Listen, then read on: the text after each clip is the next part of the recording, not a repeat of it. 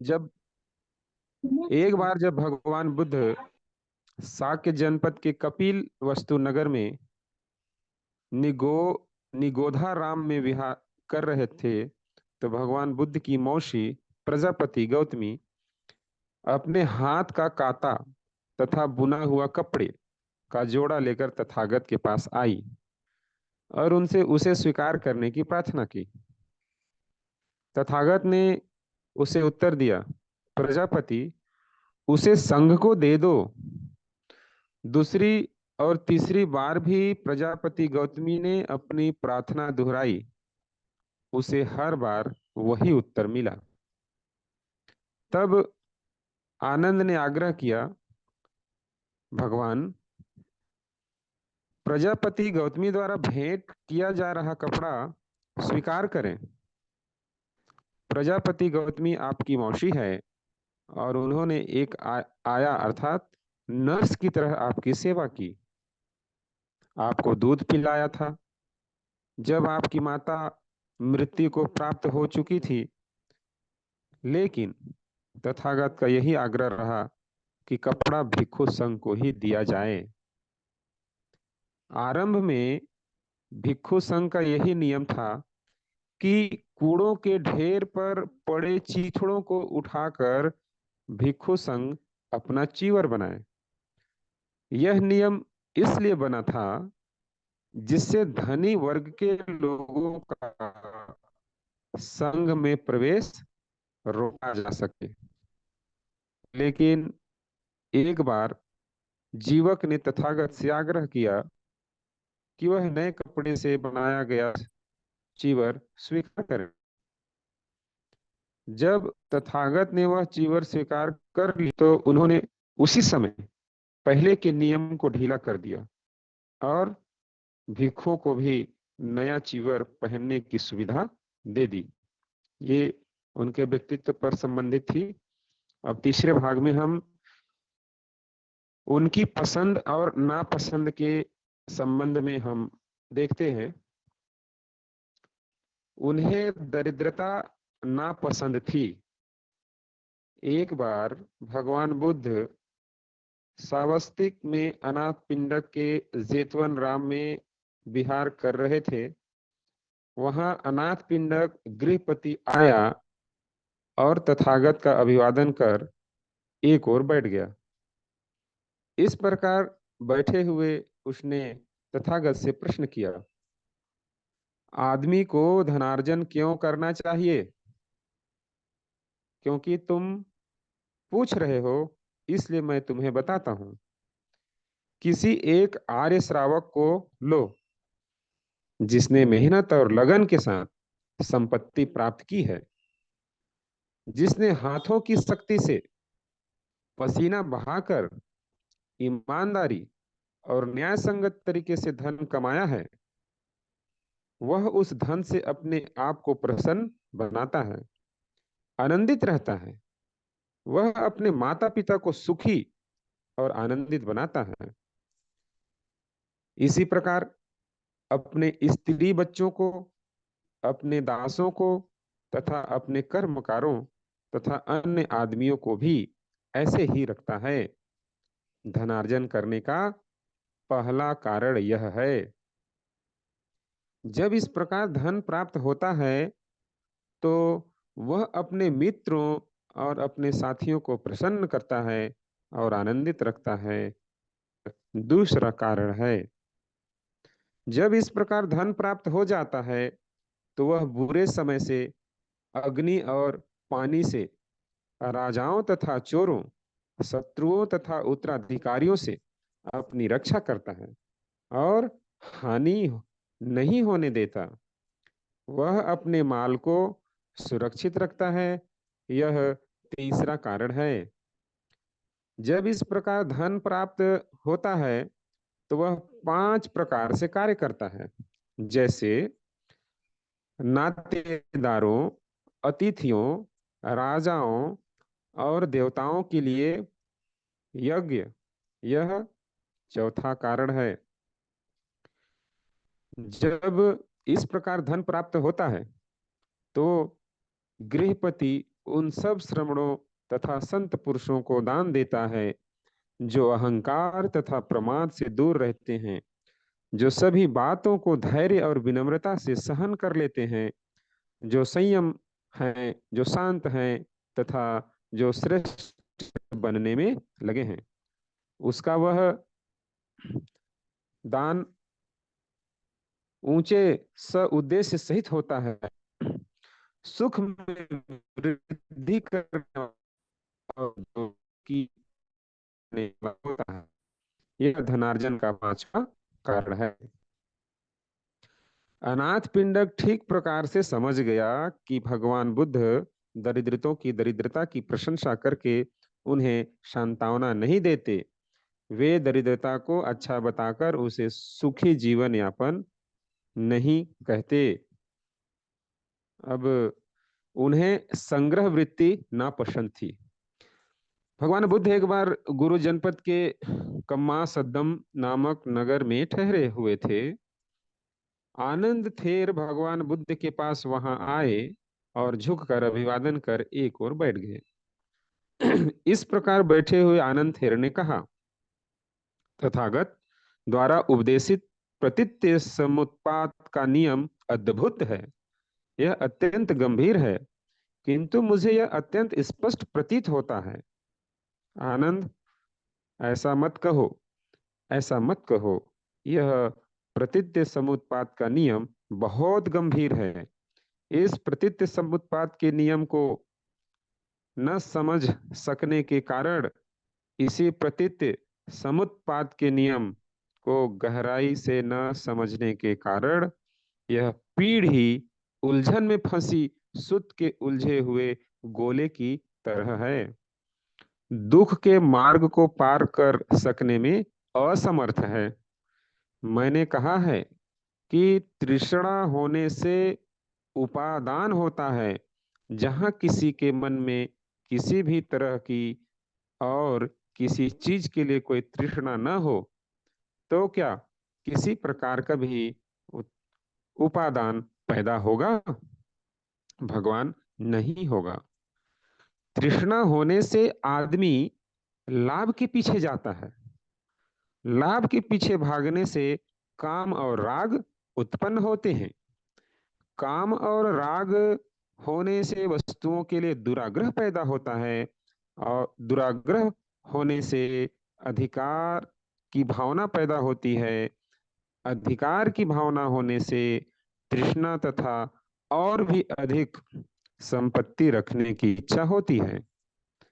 अधिकार की भावना होने से संपत्ति की देखभाल करने की आवश्यकता पैदा होती है।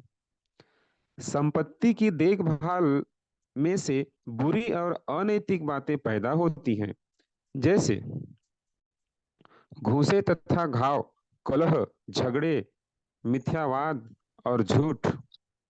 आनंद, यह प्रतीत्य समुत्पाद नियम की श्रृंखला है। आनंद, यदि तृष्णा न हो तो लाभ के पीछे भागना होगा। यदि लाभ के पीछे भागना न हो तो क्या कामना उत्पन्न होगी? यदि कामना न हो तो क्या दुराग्रह होगा? यदि दुराग्रह न हो तो क्या व्यक्तिगत संपत्ति के लिए प्रेम पैदा होगा? यदि संपत्ति ही न हो तो क्या अधिक संपत्ति के लिए लोभ पैदा होगा? भगवान, नहीं होगा। यदि निजी संपत्ति के लिए आसक्ति न हो तो क्या संसार में शांति नहीं होगी? भगवान, होगी।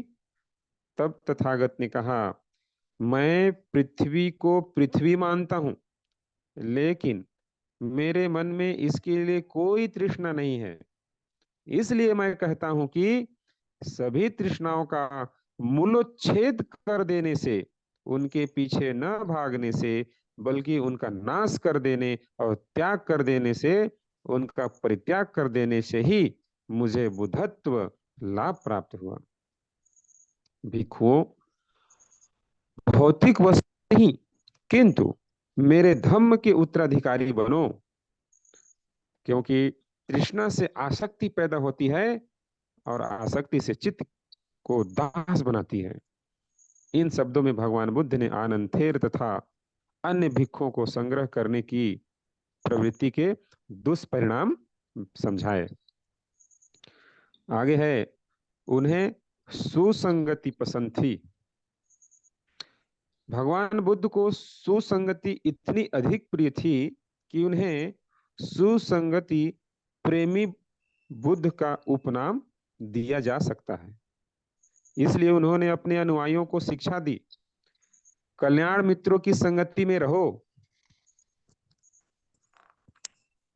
सभी भिक्षुओं को संबोधित करते हुए उन्होंने कहा, भिक्षुओं, मैं कोई दूसरी एक भी ऐसी बात नहीं जानता जिसमें इतनी शक्ति हो कि वह अनुत्पन्न कुशल धम्मों को उत्पन्न कर सके अथवा उत्पन्न अकुशल धम्मों को निस्तेज कर सके, किंतु ऐसी शक्ति सुसंगति के साथ मित्रता में है। जो सुसंगति का प्रेमी है उसमें अनुत्पन्न कुशल धम्म उत्पन्न हो जाते हैं और उत्पन्न अकुशल धम्म निस्तेज हो जाते हैं। अकुशल धम्म से अनुरक्ति निश्चित हो जाती है, कुशल धम्म में अनुरक्ति का अभाव दूर हो जाता है। कुशल धम्म और उसमें अनुरक्ति उत्पन्न हो जाती है, अकुशल धम्म में अनुरक्ति के अभाव में वृद्धि हो जाती है। भिक्षुओं, मैं कोई दूसरी एक भी ऐसी चीज नहीं जानता जिसमें इतनी सामर्थ्य हो कि वह उत्पन्न बोधि अंगों को उत्पन्न होने से रोक सके अथवा उत्पन्न बोधांगों अर्थात बोधि अंगों को पूर्णता तक पहुंचने से रोक सके, जैसे कि असुव्यवस्थित ध्यान। जो असुव्यवस्थित ध्यान का अभ्यास करता है उसमें अनुत्पन्न बोधि अंग उत्पन्न नहीं होते और उत्पन्न बोधि अंग पूर्णता को नहीं प्राप्त होते। भिक्षुओं, सगे संबंधियों की हानि कोई बड़ी हानि नहीं है, किंतु प्रज्ञा की हानि यथार्थ में ही दुखद है। भिक्षुओं, सगे संबंधियों की वृद्धि कोई बड़ी अभिवृत्ति नहीं है, किंतु प्रज्ञा की वृद्धि सबसे बड़ी अभिवृत्ति होती है। इसलिए भिक्षुओं, मैं कहता हूं कि तुम्हें इस प्रकार अभ्यास करना चाहिए। हम प्रज्ञा में वृद्धि करेंगे, तुम्हें प्रज्ञावान बनने के लिए अवश्य अभ्यास करना चाहिए। भिक्षुओं, धन की वृद्धि कोई बड़ी अभिवृद्धि नहीं है, सभी अभिवृद्धियों में श्रेष्ठ है प्रज्ञा की अभिवृद्धि। इसलिए है भिक्षुओं, तुम्हें अभ्यास करना चाहिए कि हम प्रज्ञा में वृद्धि करेंगे। तुम्हें प्रज्ञावान बनने के लिए अवश्य अभ्यास करना चाहिए। भिक्षुओं, यश की हानि कोई बड़ी हानि नहीं है, प्रज्ञा की हानि दुखद हानि है। अगर वे सुसंगति से प्रेम करते थे। एक बार तथागत साक्य जनपद में शाक्यों के एक नगर शकर में ठहरे हुए थे। तब आनंद थे तथागत के पास आए, अभिवादन करके एक ओर बैठ गए। इस प्रकार बैठे हुए आनंद थेर ने कहा, भगवान, रमणीय से मित्रता, रमणीय से संसर्ग, रमणीय से घनिष्ठता आधा पवित्र जीवन है। आनंद, ऐसा मत कहो। आनंद, ऐसा मत कहो। रमणीय से मित्रता, रमणीय से संसर्ग, रमणीय से घनिष्ठता आधा नहीं बल्कि पूरा पवित्र जीवन है। जो भिक्षु रमणीय का मित्र, साथी और घनिष्ठ है, उससे हम यह उपेक्षा कर रहे हैं कि वह स्वयं में आर्य अष्टांगिक मार्ग को विकसित करेगा। वह अष्टांगिक मार्ग से अधिक लाभान्वित होगा।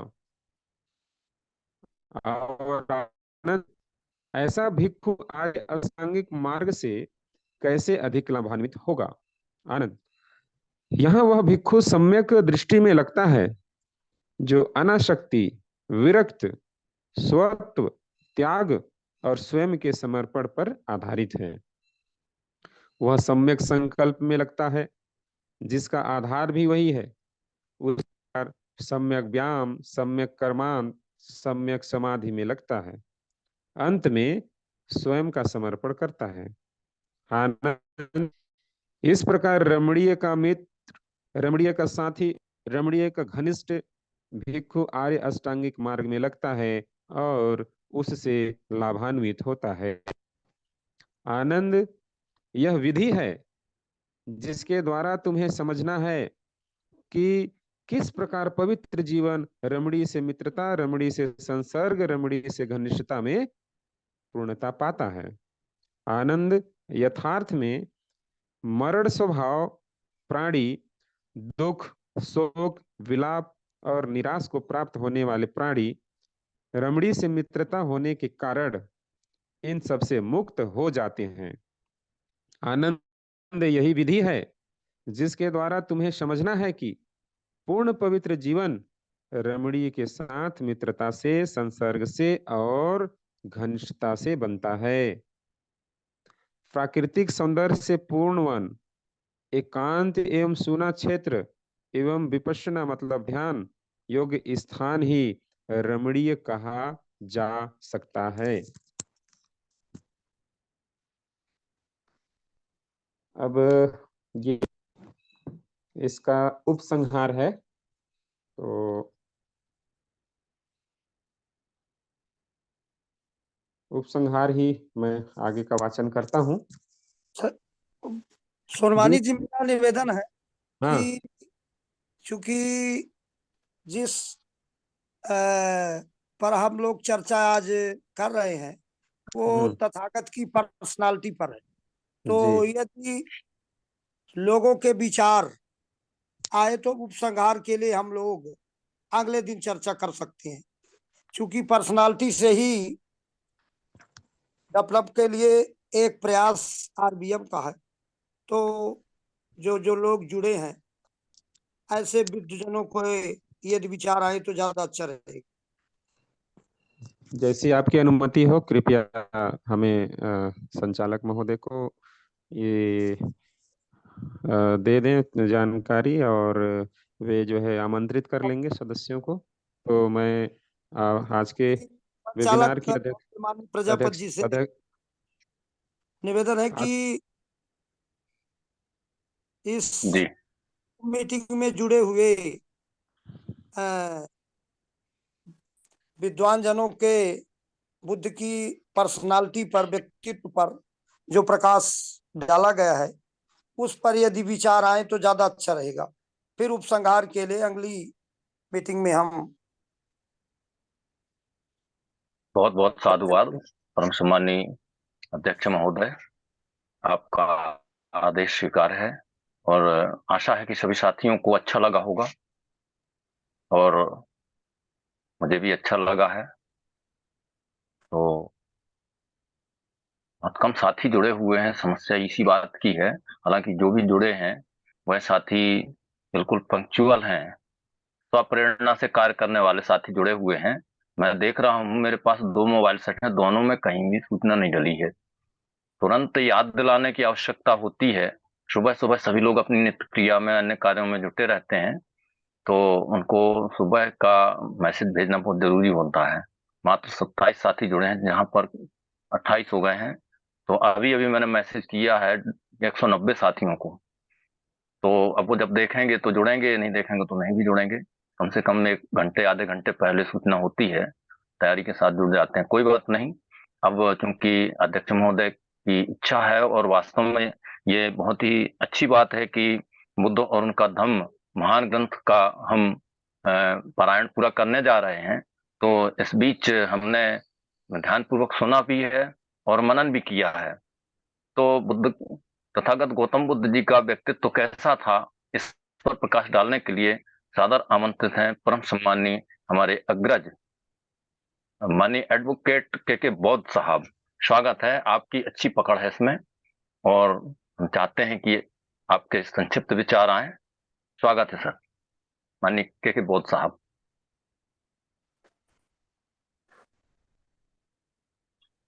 आवाज जा रही है? जी सर, जी सर, बेहतरीन, स्वागत है। साधुवाद। महाकारुणिक तथागत बुद्ध, बोधिसत्व डॉक्टर भीमराव अम्बेडकर एवं समस्त महापुरुषों को नमन। उपस्थित सभी सम्मानित साथियों को नमो बुद्धाय, जय हिंद। ये बहुत अच्छा शुरुआत हो रही है। पढ़ना हमारा उद्देश्य नहीं होता है। पढ़ने तो किताब घर में पढ़ रहे हैं, रट भी लिए हैं और आरती भी उतार लेते हैं। मकसद है व्यवहार में परिवर्तन। एक एक लाइन हम बोलेंगे ताकि दिमाग में बैठे। एक याद रखिए, B for Buddha and B for behaviour. ये बहुत इंपॉर्टेंट चीज है। सिंपल एक वर्ड में बता दें ताकि दिमाग में बैठ जाए। हम क्या खा रहे हैं, क्या पहन रहे हैं, कैसे मकान में, झोपड़पट्टी में कि महल में, कोई मतलब नहीं। समाज में जरूरत है आपका व्यवहार का। बहुत विद्वान है। अब जैसे एक डॉक्टर है MBBS गोल्ड मेडल और प्रैक्टिस नहीं करता, तो कौन उसको डॉक्टर बोलेगा? सोचने की बात है। इसीलिए हम जानकारी ले लिए, पूरा रट लिए, फुल स्टॉप कॉमा भी हम याद कर लिए, लेकिन हम व्यवहार नहीं कर रहे हैं, तो किस काम का? बहुत प्रैक्टिकल बात बता रहे हैं। दूसरी बात, ये प्रज्ञा पर जो जोर दिया गया है, प्रज्ञा ही सब कुछ है। अब इसको दो शब्द से बताते हैं। पहला है कि प्रज्ञा जो है मतलब होता है विवेक। मीनिंग जानते हैं, लेकिन विवेक दो तरह का, बुद्धि का दो स्तर है। इसको ऐसे समझें, बुद्धि का दो स्तर है। एक सहज बुद्धि है और एक विवेक बुद्धि। नाम है विवेक बुद्धि, है ना। एक सहज बुद्धि हुआ, वो जानवरों को भी है। देखिए बहुत खुलकर बताएंगे क्योंकि हमें दिमाग में बैठाना है। और एक है विवेक बुद्धि जो केवल मानव मात्र को संभव है। तो हम बुद्ध का जो सोच था वो विवेक बुद्धि का। अब प्रैक्टिकल में देख लीजिए क्या है। जो सहज बुद्धि, सोचने का दो लेवल हो गया। पहला है रोटी कपड़ा मकान। सिंपल बात प्रैक्टिकल लाइफ में आई। रोटी कपड़ा मकान, जो इतना सोचता है लेकिन वो सहज बुद्धि है। भूख जानवरों भी लगता है, वो भी राशन खोजता है, खाना खोजता है, चारा खोजता है ना। रहने के लिए वो भी शेल्टर खोजता है। तो कहने मतलब वो है, वो भी सोचता है। जो नहीं सोचेगा वो भूखे मर जाएगा, जानवर हो जाए आदमी हो। तो एक इस सहज बुद्धि हुआ। और दूसरा जो इंपॉर्टेंट है, जो जिस पर बुद्ध का एम्फेसिस है, वो है विवेक बुद्धि। विवेक बुद्धि में तीन शब्द है। उधर था रोटी कपड़ा मकान, और इसका इधर उल्टा हम बता रहे हैं आपको, शिक्षा स्वाभिमान सम्मान। ये बहुत जरूरी है। तो अभी शिक्षा का मतलब क्या? लोग तो है कि IA BA MA medical engineering. No, शिक्षा का मतलब हुआ दुनिया में समता और विषमता। यही दो शिक्षा का। सामाजिक शिक्षा मतलब सामाजिक शिक्षा, ऐसे समझे, किताबी शिक्षा नहीं। अब जो MBBS और उसमें भी लैब एक्सपर्ट जो दिन रात खून पखाना टेस्ट कर रहा है, सब कर रहा है, और पखाना में ये कीड़ा निकाल रहा है। और जो शाम होता है तो सत्यनारायण कथा सुनता है और वहां गोबर को गणेश कहता है। वो कैसी शिक्षा? शिक्षा का मीनिंग है, उसका परिभाषा है। IA BA MA कर लेना, मेडिकल करना, इंजीनियरिंग करना शिक्षा नहीं है। और ये आपको मालूम होगा कि सरकार भी अब चिंतित हो गई है, मतलब दिखावे के लिए सही, लेकिन है कि इंजीनियरिंग कॉलेज में भी नैतिकता की कमी होती है और उसके लिए अलग क्लास सिलेबस में डाला जा रहा है। ये क्लाइमेक्स है। इसका मतलब है कि हम लोग एकेडमिक एजुकेशन ले रहे हैं, सोशल एजुकेशन नहीं ले रहे। बुद्धा एजुकेशन, अब उसको संक्षेप में बताते हैं। हम बोलते हैं संघं शरणं गच्छामि, बोलते हैं, रोज बोलते हैं, कितना बार बोलते हैं, लेकिन वेर इज संघ? संघ है कहाँ? ये RBM जो है वो इंडिया लेवल पर संघ बनाने का प्रयास करता है। और संघ थ्योरी नहीं है, प्रैक्टिकल है। प्रैक्टिकल मतलब क्या? हाँ, अगर दुनिया में संघ है तो केवल दो है, लेकिन बहुत स्पष्ट करके बता रहे हैं, केवल दो। पहला एक मुस्लिम भाई का है, उनका संघ है। शुक्रवार को जो मिलना होता है वो संघ है, वही समाज है, वही संघम शरणम गच्छामि। दुनिया में ईसाई भाई है, उसका भी संघ है संडे को। और उसी लाइन में हम लोग आरबीएम की तरफ से प्रयास किया गया था कि हम लोग भी संघ बनाएं और वो दिन बुद्ध के नाम बुधवार को। लेकिन संघ में तो हम जा रहे हैं, जुम में तो हम जुड़ रहे हैं, मोहल्ले में जुड़े रहे हैं। अरे मोहल्ले, हम परिवार में जन्म लिए लेकिन पले तो हम मोहल्ले में, और जवान हुए मोहल्ले में, नौकरी चाकरी कहीं कहीं किए लेकिन फिर मरेंगे भी मोहल्ले में। कोई ऑफिस में नहीं मरता, जब भी मरता है तो परिवार में मरता है, मोहल्ले में मरता। अब मोहल्ला में हम कभी मिलते नहीं है, तो वेरी संघ। अभी समाज तो तोड़ा हुआ है, समाज टूटा हुआ नहीं है, तोड़ा गया है षड्यंत्र। हम परिवार भी टूट रहे हैं, इसलिए हमने दो कल्चर डेवलप किया, एक परिवार के लिए, एक मोहल्ले के लिए। अभी परिवार के लिए एक एक लाइन का हमारा, लेकिन करना पड़ेगा, बिना किए हुए कुछ रटने से, फॉर्मूला रटने से नहीं होगा। हिसाब प्रॉब्लम आएगा तो उसको सॉल्व करना पड़ेगा। तो ये है, परिवार के लिए शॉर्ट बताते हैं। मकसद हमारा कर सीखना है, मतलब सुधरना है, खाली जानना नहीं है। तो सुधरना क्या है भाई? अभी जैसे अब उदाहरण के साथ बता रहे, हम लोग को क्या है, ब्राह्मण मुसलमान के खिलाफ इतना क्यों बवाल करता है? इसलिए कि हम कहीं उसको अच्छा ना मानने लगे। आज शादी होती है मुस्लिम भाई का, अब कल से पति पत्नी साथ खाते हैं। अब हम लोग बूढ़े बुजुर्ग हो गए लेकिन पत्नी साथ नहीं खाए, ना पत्नी सोची खाने के लिए और ना हम उनको खिलाए अपने। ये बीमारी है, पति पत्नी भी दूरी बन रहा है। जो पत्नी साथ नहीं खाएंगे तो बेटा बेटी खा कैसे खा लेंगे, और हम बेटा बहू कैसे खाने देंगे, और बेटी दामाद को कैसे खाने देंगे? ये तो मैं इतना जोर से इसलिए बोल रहा हूँ कि मैं कर रहा हूँ, और पहले से कर रहे थे लेकिन बोध में आने के बाद 95 से हो गया, प्रचार करना शुरू कर दिया।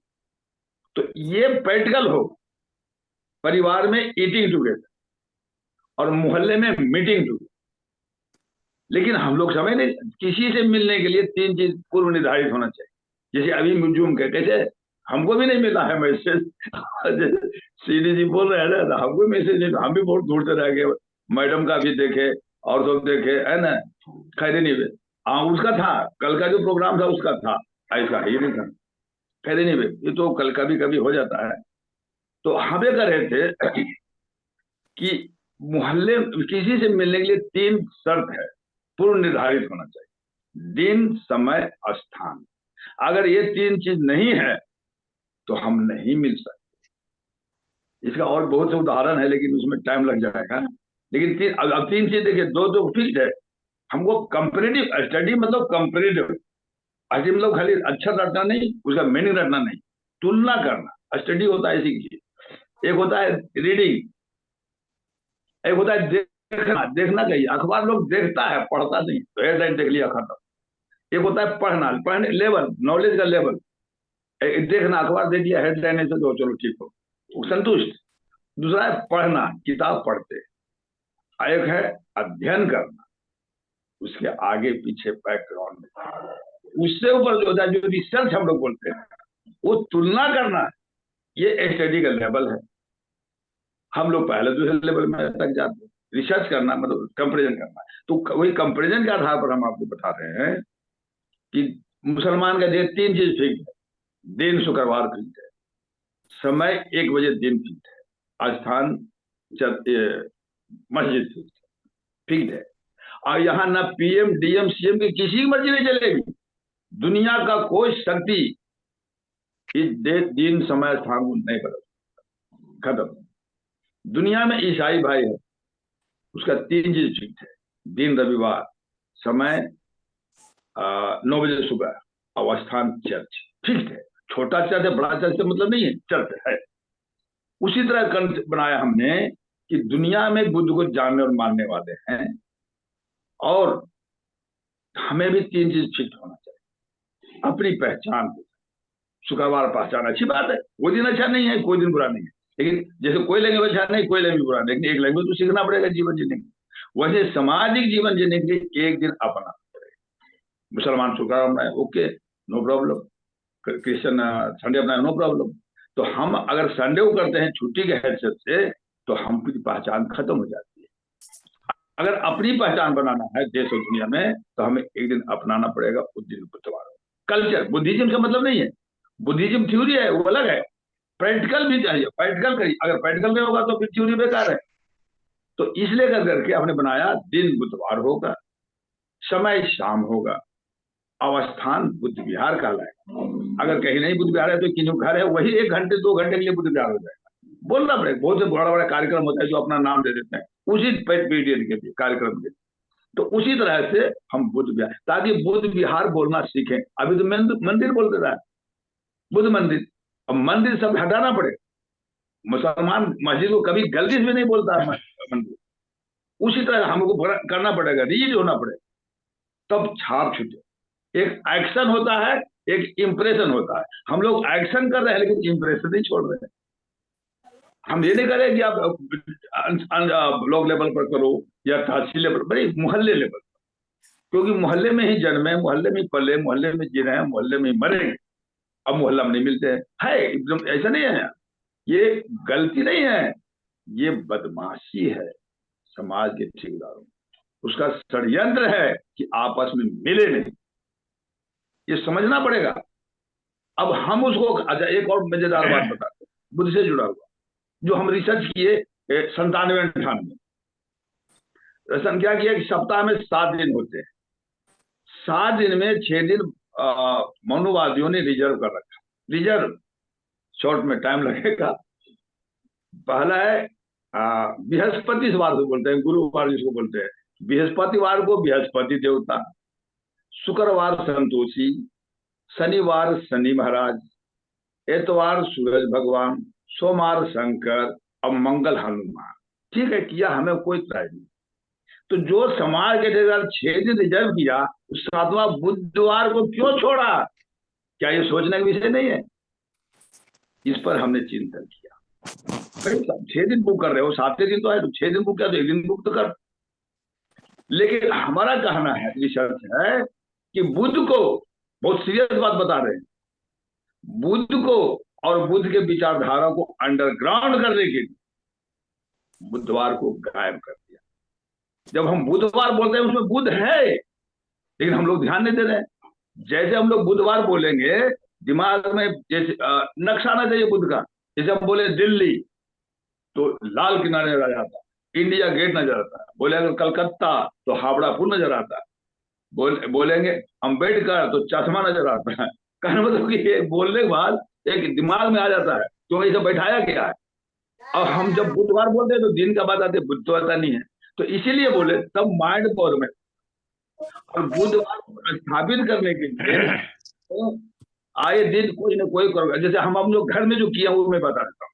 हमारे 17 को नाती पोता है, 2 भाई हम लोग, उसी में अभी भी हम ज्वाइंट।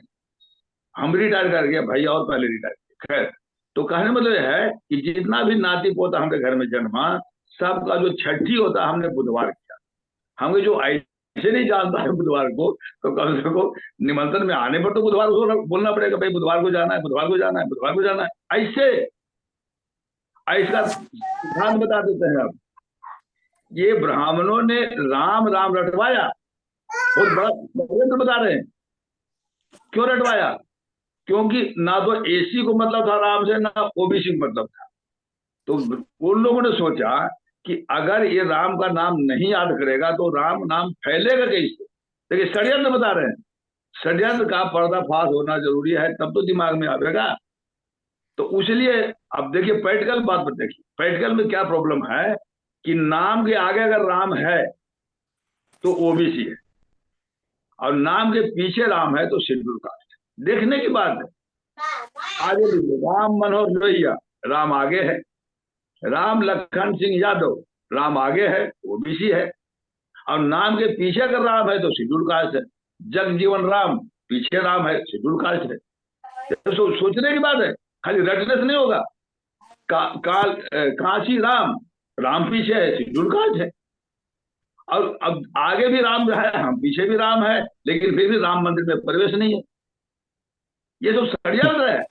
हम लोग रटवाया राम नाम, तो जो राम राम रट रहे हैं तो हम उसको बुद्ध बुद्ध करते हैं। हम तो यहाँ तक बनाया था हैंडबिल कि जहां जहां राम है लिखा हुआ वहां भीम लिख दो, राम शरण को भीम शरण कर। और अभी भी करवा रहे हैं बहुत लोगों को। तो इस तरह के प्रैक्टिकल में आना पड़ेगा। और इसका एक ही सबसे निचोड़ एक बात बताते हैं कि जब तक हम लोग एक जगह बैठेंगे नहीं तब तक कुछ होने वाला नहीं। विद्वान हो जाएंगे, धनवान हो जाएंगे, पहलवान हो जाएंगे, लेकिन बुद्धिमान नहीं। स्पष्ट है।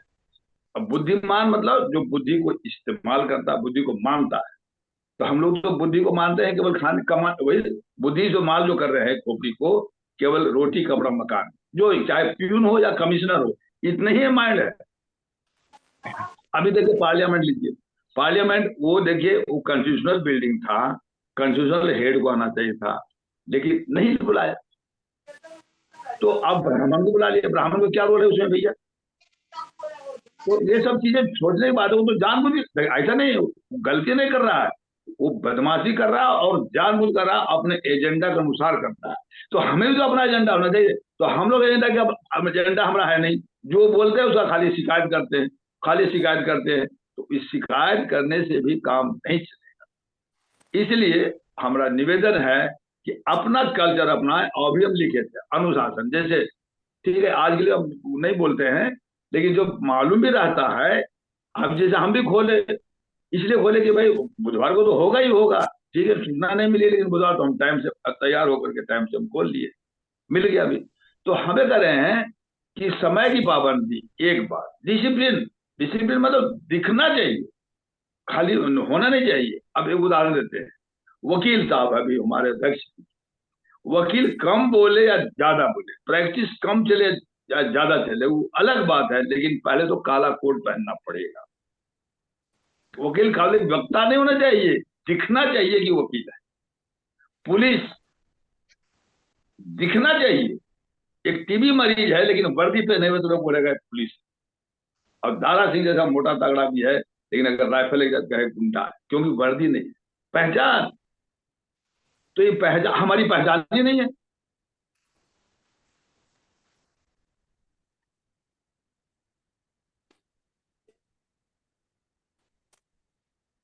बहुत ज्यादा है और ईसाई से भी ज्यादा है। ये देखिए सबसे अभी बिहार का जो गन्ना है, अभी हमको लगता है इंडिया में हो जाएगा।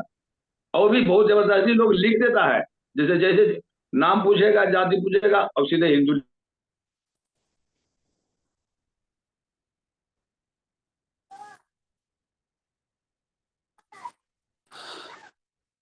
आया से नाम पूछ लिया, जात पात लेके चला गया।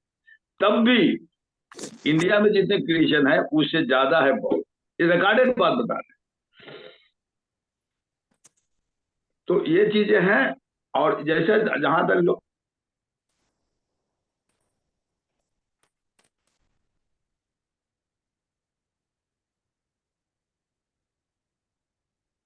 और एक चीज बताते, 4 शब्द बोलेंगे एक्सप्लेनेशन के लिए।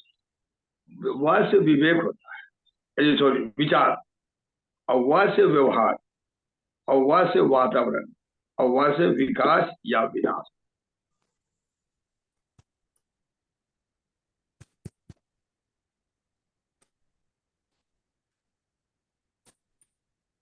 या विषमता। तो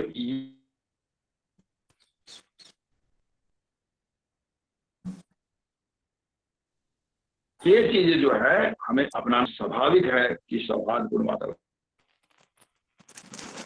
बहुत सब नेटवर्क बहुत खराब हो गया है आपका। ऊंचा माना तो हम नीचा हो गए, अगर सामने वाले को नीचा माना तो हम ऊपर हो गए। हमारी आवाज आ रही है ना? आवाज आ रही है, नेटवर्क वीक हो गया आपका बहुत ज्यादा। हाँ नेटवर्क वीक रहता है, एक प्रॉब्लम। अभी 1-1.5 मिनट से वीक हो गया, पहले पूरा सबने सुना। तो प्रॉब्लम है, हम क्या बताएं, बहुत जगह कोशिश की है, सब इधर घूम घाम के भी देखते हैं लेकिन पता नहीं चलता। खैर ये नहीं, जितना भी हम बता देते हैं। तो कहने में बहुत छोटा बात जी सर, थोड़ा सा ऑनलाइन पे ना जहाँ नेटवर्क खराब होता है वहाँ थोड़ा सा स्लो स्लो बोल लिया करो, जिससे वो हमारे पकड़ में आ जाएगा। नहीं है कटे जाता है कभी कभी चीजें। क्या क्या नहीं समझे? मेरा कहने का मतलब ये नेटवर्क जैसे खराब होता है ना, तो आप थोड़ा स्लो स्लो बोल लेंगे तो हो सकता है हम तक सही बात पहुंच जाए। अच्छा हाँ, तो हम कह रहे थे विचार के लिए, विचार के लिए बहुत इंपॉर्टेंट चीज है। जैसे विचार होता है वैसे व्यवहार होता है। तो विचार के लिए हम उदाहरण दे बताते हैं। उदाहरण यही है कि दुनिया में 3 ही तरह का रिश्ता हो सकता है, चौथा है ही नहीं दुनिया।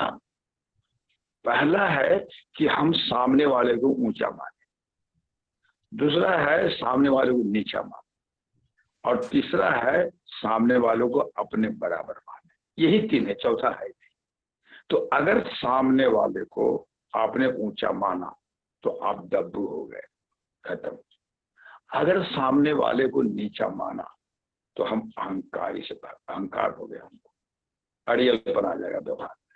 अगर सामने वाले को हमने बराबर माना तो हमें सौहार्दपूर्ण वातावरण में, क्योंकि हम उसको बराबर माने तो तमीज से बोलेंगे, ढंग से बोलेंगे, आदर से बोलेंगे।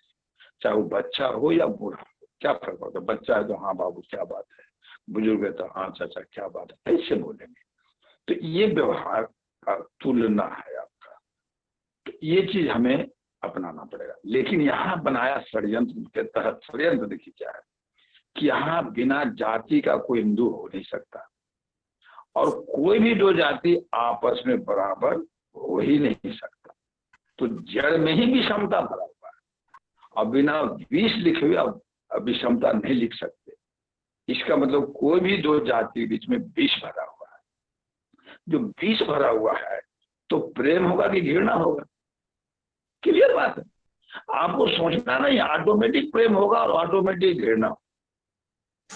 इसी में हम लोग फंसे।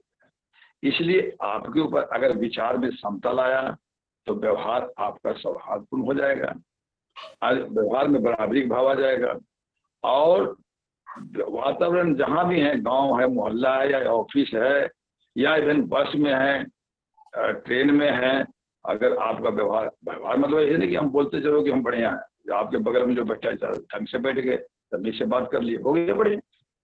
ये व्यवहार, इसलिए बोले B for Buddha and B for behaviour. Behaviour main है आपका, क्या पहने हुए इससे फर्क नहीं पड़ता। और अगर ऐसा हुआ तो दुनिया का कोई ताकत आपके विकास को रोक नहीं सकता। सिंपल बात है। इतना ही कहकर हम अपने विचार को विराम देते हैं। आवाज जा रही होगी। नमो बहुत बहुत बुद्धाय। साधुवाद परम सम्मानीय हमारे अग्रज एडवोकेट के बोध साहब, आपने दिमाग की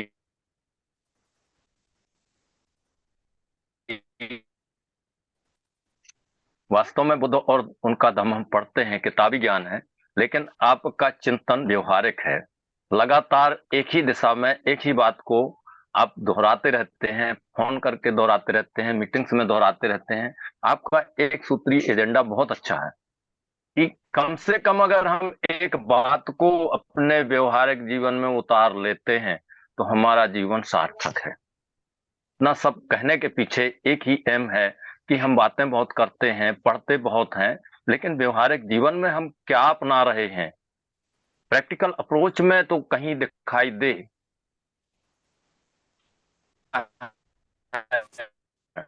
हमें दे कि हम बुद्धिस्ट, हमारे कार्य में, व्यवहार में, हमारी बोली में, हमारे तौर तरीकों में ये झलकना चाहिए। बुद्धिस्ट अलग होते हैं।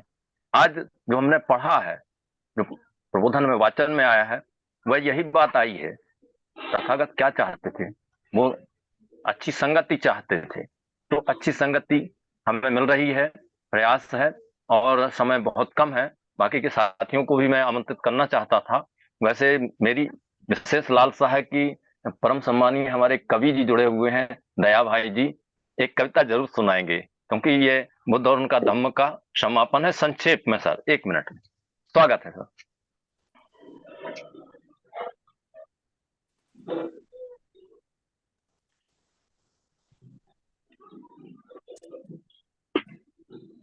हेलो, जय भीम, नमो बुद्धाय जी। नमो बुद्धाय सर।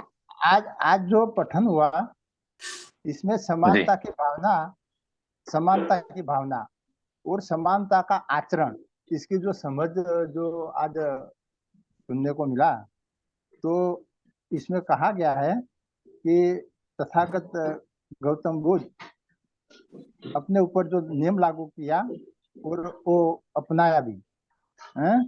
तो ये लिखा है कि भोजन एक बार ले सकता है, तो ये तथागत ने स्वीकार किया। तो संपत्ति के बारे में भी बताया है। तो ये चीवर 3 से ज्यादा न होना चाहिए, ऐसा भी बताया। और चीवर जो है वो कूड़ा कचरा में से बना हुआ पहनना चाहिए। तो ये बात समझ में आ गई कि जो धनिक लोग जो है वो धनिक लोग ये संघ में प्रवेश न हो जाए, इसके लिए नियम बनाया था। तो ये तो मेरे दिमाग में बैठ गया। तो इसके बाद जो तथागत ने जो चीवर का जो स्वीकार किया, और जो एक दूसरा दूसरा दूसरा बोलते हैं ना, सादर, तो सादर प्रजापति गौतमी ने दिया था। तो बोलता है संघ को अर्पण करो। तो बुद्ध का यही आग्रह था। तो गरीबी प्रसन्न नहीं थी, तो संग्रह वृत्ति प्रसन्न नहीं थी, संग्रह वृत्ति। तो बोलते हैं कि और अच्छी सुसंगति प्रसन्न थी, और जो कोई अच्छा व्यवहार नहीं करता है तो इसके बारे में भी सगा संबंधी को घुमाना पड़ता है, नुकसान होता है, प्रज्ञा घुमाते हैं, बड़ा नुकसान हो जाता है। तो ऐसा भी बताया है। तो आज के बारे में हमारे जो के बहुत साहब था, उसको यही बात पर दोहराना था। तो बहुत बड़ा मजा आता। आज का विषय बहुत बढ़िया था। तो और ज्यादा न कहते हुए जय भीम, नमो बुद्धाय। बहुत बहुत साधुवाद परम सम्मानी दया भाई कवि जी, और आपने संक्षेपीकरण किया, बहुत सुंदर है। और परम सम्मानी के बहुत साहब का जो कथन है वह भी अनुकरणीय है, क्योंकि हम भोजन बार बार करते हैं तो बार बार एक ही बात को याद करना होता है, वो हमारे दिमाग की खुराक है। चलिए, बहुत अच्छी बात है। और अब अध्यक्षीय उद्बोधन के लिए बाकी के साथियों से हम क्षमा चाहते हैं। फिर कभी आप मौका मिलेगा, आपकी वाणी सुनने को मिलेगी, क्योंकि ये तो निरंतर चलने वाली प्रक्रिया है।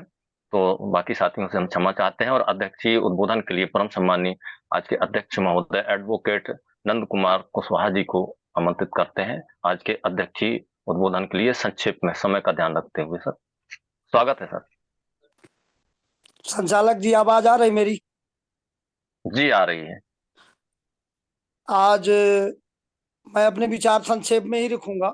आज आरबीएम की इस जूम मीटिंग में अपनी बात रखने के पूर्व संसार के मानव जाति को स्वतंत्रता, समानता, भाईचारा का संदेश देने वाले तथागत बुद्ध व उन्हीं के विचारों पर चलने वाले बाबा साहब अम्बेडकर, महात्मा ज्योतिबा फूले व सभी संतों गुरुओं को नमन करते हुए राष्ट्रीय बौद्ध महासभा के संस्थापक सम्मानी भारती जी व उनकी सारी टीम व उनके अनुवांशिक संगठन आरबीएम के अनुवांशिक संगठन धम्म सेवक संघ व सामाजिक न्याय परिषद के कमांडर अध्यक्ष व देश के कोने कोने से जुड़े आज इस जूम मीटिंग के सभी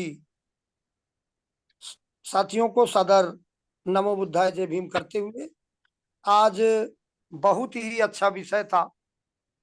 हमारी इस बुद्ध और उनके धम्म को लेखक डॉक्टर बी.आर. अम्बेडकर का जो एक प्रयास था, उसका एक स्पेशल टॉपिक था बुद्ध और उनके धम्म में जो बुद्ध का पर्सनालिटी है उस पर था। और बुद्ध और धम्म के आंदोलन को, बुद्ध और उनके धम्म के पुस्तक को पढ़ने से विगत तीसरी बार जो वाचन हुआ उसका मैंने अध्ययन जो मुझे समझ में आया, यदि समाज में लोग नैतिक हैं तो आंदोलन बुद्ध का माना जाएगा। यदि समाज में नैतिकता ही नहीं है तो वो आंदोलन नहीं माना जाएगा। इसके लिए जो आरबीएम का प्रयास समाज को नैतिक बनाने के लिए प्रयास किया जा रहा है। और आरबीएम की टीम में सम्मानीय सदस्यगण, जिम्मेदार साथीगण जो इस काम में लगे हैं, ऐसे सभी लोगों को मैं साधुवाद दूंगा। मुझे जो बात कहना था उसे सम्मानीय के बहुत सामने बताया है। हालांकि बुद्ध के बारे में प्रकाश बाबा साहब अम्बेडकर ने जितना सहजता सरलता से किया है, उस प्रकाश को हम जैसे लोगों को बताना सूरज के सामने दिया दिखाने जैसा होगा। फिर भी हम सबको यदि समाज को नैतिक बनाना है, हम सबकी चाहत है, तो हमें इस काम को लगा रहना चाहिए। आरबीएम में का जो समाज को नैतिक बनाने के लिए संविधान वाचन व बुद्ध और उनके धम्म का वाचन का कार्य किया जाता है, इसके लिए आरबीएम की राष्ट्रीय टीम से लेके जिला इकाई तक सहयोग करने के लिए सभी को मैं साधुवाद करता हूं। मैं भी आरबीएम का एक सदस्य होने के नाते आप सभी के साथ नैतिक जिम्मेदारी समझ करके समाज में लगा रहता हूं। आप सभी ने मुझे इस वाचन की अध्यक्षता का मौका दिया। मैं आरबीएम टीम परिवार को साधुवाद दूंगा और मैं सम्मानित संचालक जी से चाहूंगा कि समय काफी हो गया है, तो सभ्य सत्ता के माध्यम से इस मीटिंग का समापन कराएंगे। इसी आशा विश्वास के साथ आप सभी को सादर नमो बुद्धाय, जय भीम, जय भारत।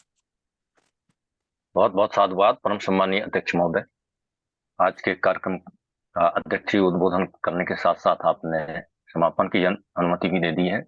तो वैसे समय बहुत कम बचा है, अन्यथा हम आभार के लिए भी एक साथी को आमंत्रित करते, तो सभी से क्षमा चाहते हुए, क्योंकि समय की गति तो रुकने वाली नहीं है, हम उसको उसकी कीमत को समझते हुए और कार्यक्रम को समापन की ओर ले चलते हैं। सभी साथियों से अनुरोध है कि मन को शांत करें, अपने अपने माइक खोल लें और हाथ जोड़ लें। बुद्ध वंदना के लिए मंगल गाथा सभ्य सत्ता के लिए तैयार हो। सभ्य सत्ता प्रारंभ। सभ्य सत्ता सुखी होन्तु, सभ्य होन्तु जखे मिनो, सभ्य भद्राणि पश्यन्तु मा कञ्चित् दुःखमागमा। सभ्य सत्ता सुखी होन्तु, सभ्य होन्तु जखे मिनो, सभ्य भद्राणि पश्यन्तु मा कञ्चित् दुःखमागमा। सभ्य सत्ता सुखी होन्तु, सभ्य होन्तु जखे मिनो, सभ्य भद्राणि पश्यन्तु मा कञ्चित् दुःखमागमा। साधु साधु साधु साधु। बुद्धं नमामि, धम्मं नमामि, संघं नमामि। सभी को नमो बुद्धाय, जय भीम। सब जय भीम, नमो बुद्धाय। नमो बुद्धाय, जय भीम सर। नमो बुद्धाय, जय भीम। सादर नमो बुद्धाय, जय भीम। बहुत बहुत साधुवाद सर। जो भी कार्यक्रम में त्रुटियां रही हों क्षमा करें। और इसी के साथ आज के